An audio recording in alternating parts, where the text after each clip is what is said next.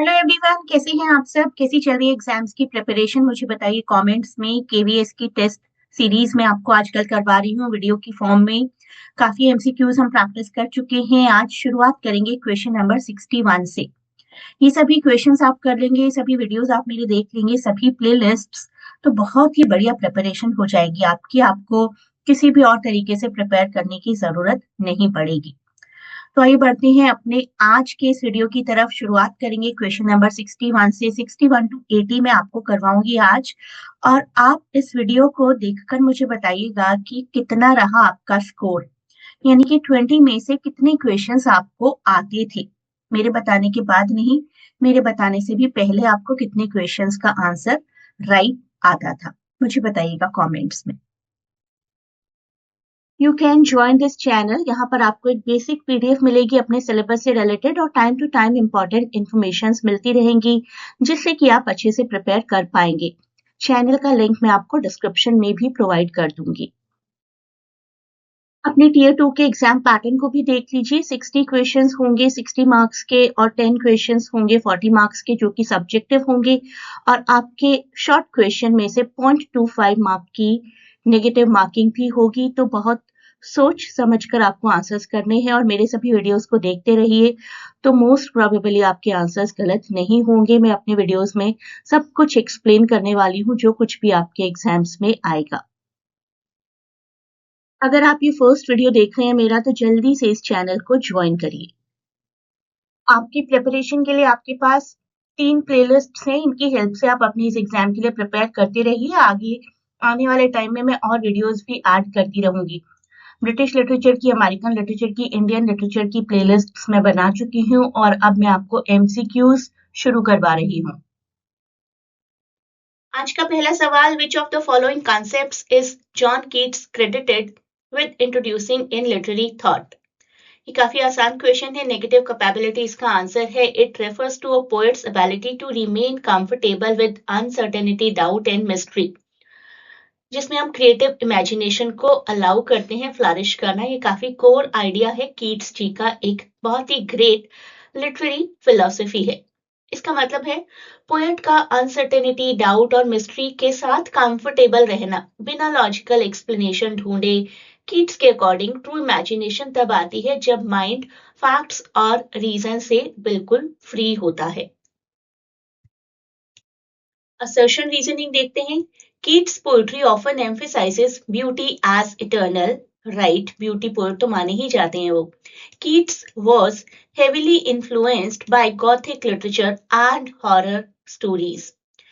Keats celebrate करते थे beauty अपने सभी वर्क्स में। आप बात करिए एंडेमियन की, odd on Grecian earn, he focuses on beauty, and beauty according to him stems from romantic ideals and classic influence, not Gothic horror. Keats की पोएट्री में ब्यूटी एज इटर्नल का आइडिया क्लियरली दिखता है, जैसे beauty is truth, truth beauty. लेकिन Keats का main influence Gothic horror नहीं, बल्कि Greek mythology, imagination, aesthetic philosophy था। इसलिए असर्शन ट्रू है, रीजन फॉल्स। तो ऑप्शन सी हमारा राइट आंसर रहेगा यहाँ पर। Which of the following is an unfinished epic poem by Keats? Endymion, Hyperion, Lamia और Eve of Saint Agnes. Hyperion हमारा राइट आंसर है यहाँ पर। हाइपेरियन जॉन कीट्स जी का अनफिनिश्ड एपिक पोम है। ये मिल्टन के पैराडाइज लॉस्ट से काफी इंस्पायर्ड है, ब्लैंक वर्स में लिखा गया, लेकिन कीट्स इसे कंप्लीट नहीं कर पाए। एंडेमियन, लामिया और ईव ऑफ सेंट एग्नेस ये कंप्लीट वर्क्स हैं। क्वेश्चन नंबर 4 हमें एक फिलअप करना है जॉन कीट्स की एक स्टेटमेंट का। If poetry dash as naturally as the leaves to a tree it dash at all. If poetry come not as naturally as the leaves to a tree, it had better not come at all. A very popular statement by John Keats. John Keats जी ने ये बहुत ही popular lines लिखी थी अपने एक friend और publisher John Taylor को, अपने एक लेटर में, which is dated of the year 1818. To be precise, 27th February 1818. on Axioms and Surprise of Poetry letter to John Taylor. John Taylor काफी popular English publisher, essayist और writer थे and the noticed publisher of poetries of John Keats. John Keats के साथ even John Clare की भी poetries को काफी publish किया करते थे. देखिए कितनी खूबसूरत बातें लिखी हैं उन्होंने poetry के बारे में. और last line है यही जो हमारी quote है. If poetry comes not as naturally as the leaves to a tree, it had better not come at all. Next question. Arrange these Dickens novels by publication. Oliver Twist, David Copperfield, Great Expectations, Tale of Two Cities. Oliver Twist 1837 से 39 तक publish हुआ था और David Copperfield 1849 से publish होना शुरू हुआ था. इसके बाद आएगा हमारा A Tale of Two Cities जो कि 1859 से पब्लिश होना शुरू हुआ था एंड ग्रेट एक्सपेक्टेशंस 1860. तो 1, 2, 4, 3 will be the right option. Next question. Dickens' early life experience in a blacking factory primarily influenced which aspect of his writing? Social realism and advocacy for the poor. Childhood hardship रही थी Dickens जी की which exposed him to poverty which shaped his focus on social injustice in his novels. Dickens का blacking factory experience उन्हें poverty, child labor और social injustice का first hand experience दे गया. इसी वजह से उनकी राइटिंग में strong social realism, sympathy for the poor और रिफॉर्मिस्ट टोन नजर आता है जैसे Oliver Twist and David Copperfield. Next question. Which feature best defines modernist literature? Linear narrative and moral certainty नहीं, ऐसा नहीं होता था. Focus on psychological depth and subjective reality, celebration of social hierarchy, emphasis on classical Greek ideals. यहाँ पर option B is the best. Modernism emphasized fragmented structure, inner consciousness, and experimentation to reflect complex modern life.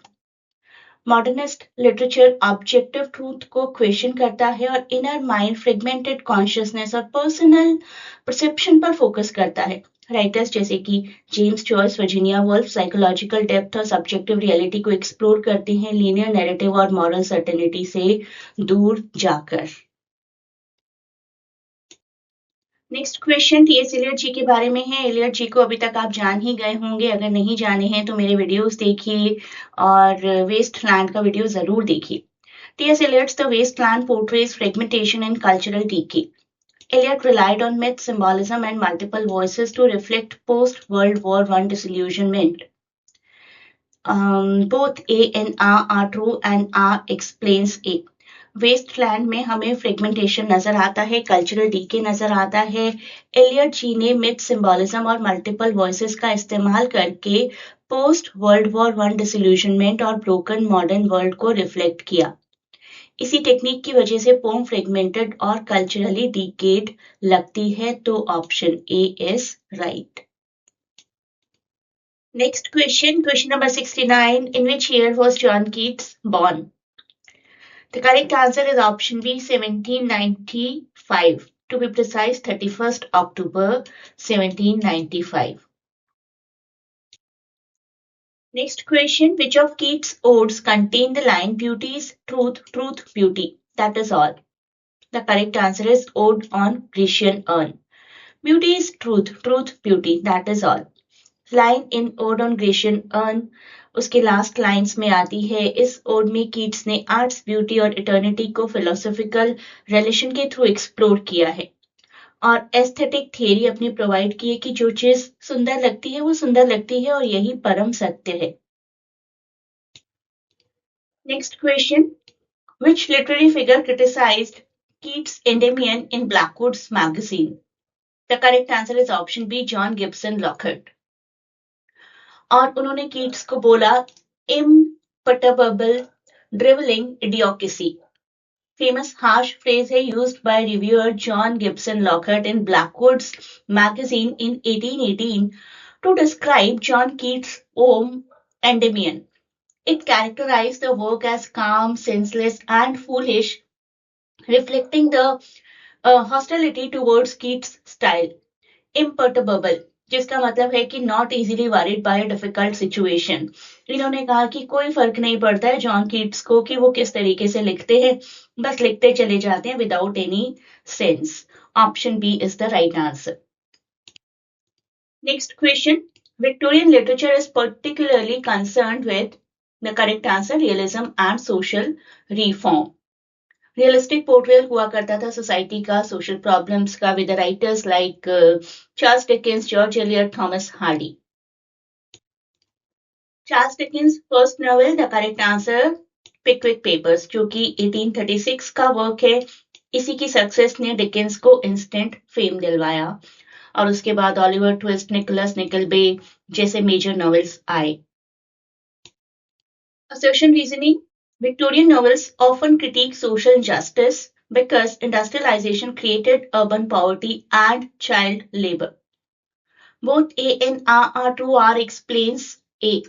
Victorian novels frequently social injustice को critique किया करते थे। Reason ये है कि industrialisation ने अर्बन पॉवर्टी, चाइल्ड लेबर और क्लास एक्सप्लॉयटेशन क्रिएट किया, जिसे डिकेंस, गैस्केल और मेनी अदर राइटर्स ने अपनी फिक्शन में एक्सपोज किया। Option A is right. फिर से हमें क्रोनोलॉजी देनी है डिकेंस के नॉवेल्स की। Oliver Twist, David Copperfield, Tale of Two Cities, Great Expectations. इस पर मैंने ऑप्शंस नहीं दिए हैं आपको। सबसे पहले आएगा ऑलिवर ट्विस्ट, 1837 का वर्क है। इसके बाद आएगा हमारा डेविड कॉपरफील्ड विच इज 1849। इसके बाद है हमारा Tale of Two Cities which is 1859 और इसके बाद है ग्रेट एक्सपेक्टेशंस विच इज 1860। तो जो ऑर्डर हमें दिया है वही ठीक है यहाँ पर, 1 2 3 4, that is the right option. Next question, Dickens की पब्लिक रीडिंग क्या डेमोन्स्ट्रेट किया करती थी? And the right answer is mass literary engagement and social awareness.